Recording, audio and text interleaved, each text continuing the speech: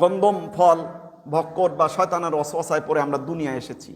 আল্লাহ তাআলা বললেন ওয়াতাসিমু বিহাবলিল্লাহি জামিআ, তোমরা আমার রজ্জুকে শক্ত করে মজবুত করে ধরো।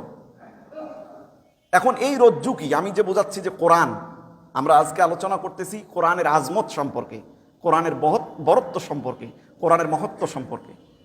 তো তাফসীর কারকগণ বলেছেন এই রজ্জু হাবলুল্লাহিল মাতিন ওয়াল কোরআনিল আযীম। তাফসীর ইবনে কাসিরের মধ্যে এসেছে হাবলুল্লাহিল মাতিন ওয়াল কোরআনিল আযীম, নিরেট নির্ভেজাল এই রশিটা হচ্ছে আল্লাহ রাব্বুল আলামিনের কোরআনে আযীম, এটা হচ্ছে কোরআন।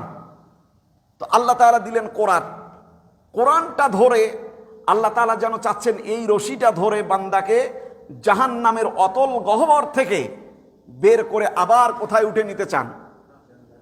জান্নাতে নিতে চান। আল্লাহ তাআলা রশি আমাদেরকে দিয়েছেন, সেটার নাম কি বলেন তো? কোরআন। এই কোরআনের মাস, কোরআন নাজিলের মাস, কোরআনের আমলের মাস, কোরআনকে মানার মাস, কোরআনকে বোঝার মাস, কোরআনকে অনুধাবন করার মাস, সেটা হচ্ছে রমাদান মাস। রমাদান মাস আসতেছে।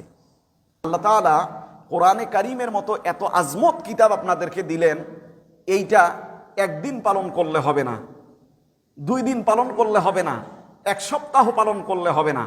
আল্লাহ তাআলা কোরআন এত দামি কিতাব দিয়েছেন, এইটা আপনাকে 1 মাস ব্যাপী দিনে সিয়াম, রাতের মধ্যে কিয়াম অর্থাৎ কি সালাতুত তারাবি, এইটা আদায় করে আপনার শুকরিয়া আদায় করতে হবে যে আল্লাহ তাআলা এত আজমত একটা কিতাব আপনাকে আল্লাহ দান করেছেন।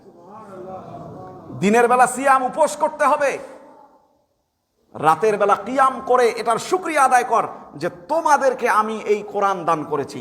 ইন্না নাহনু নাযালনা যিকরা ওয়া ইন্না লাহু লাহাফিজুন, আমি তোমাদের উপরে কোরআন দিয়েছি আর এটা হেফাজত করব আমি তোমাদের মাধ্যমে। আল্লাহ কি উপর থেকে বাহিনী পাঠাই দিবেন? না আমাদের মাধ্যমে সংস্কার করবেন, সংরক্ষণ করবেন? আমাদের মাধ্যমেই করবেন আল্লাহ তাআলা।